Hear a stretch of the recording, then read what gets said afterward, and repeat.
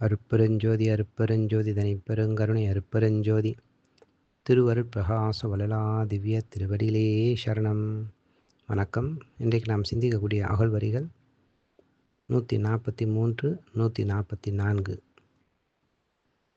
அகழ்வரிகள். தாங்கு அகிலாண்ட சராசர நிலை நின்று ஆங்குர விளங்கும் அருட்பெருஞ்சோதி. இந்த அகழ்வரிக்கான விளக்கம்.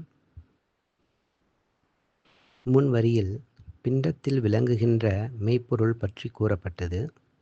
இந்த வரியில் அந்த மெய்ப்பொருள் அண்டத்தில் எவ்வாறு விளங்குகின்றது என விவரிக்கப்படுகின்றது. எல்லா அண்டங்களையும் அவற்றுள்ள கோள்களையும் அந்த கோள்களில் உள்ள அசையும் பொருட்களாகிய பிண்டங்கள் பொருந்திய ஜீவர்களையும் அசையா பொருட்கள் ஆகிய ஜடப்பொருட்களையும் தாங்குகின்றது எதுவெனில் பெருவெளியே.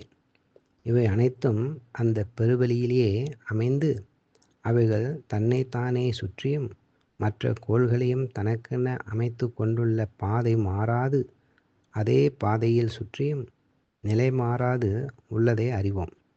அந்த பெருவெளியிலும் அண்டங்களிலும் உள்ள அனைத்து பொருட்களிலும் நிலையாக உள் நின்று சிறப்புற விளங்குகின்ற அருட்பெருஞ்சோதி ஆண்டவரே என்பது இந்த வரிக்கு விளக்கமாகும். மேலும் ஆதாரம். ஓங்கும் பிண்டாண்டங்கள் தாங்கும் பெருவெளி ஓங்கு நடேசரே வாரீர் பாங்கு செய்வீர் இங்கு வாரீர். பிண்டங்களையும் அண்டங்களையும் தாங்குவது பெருவெளி.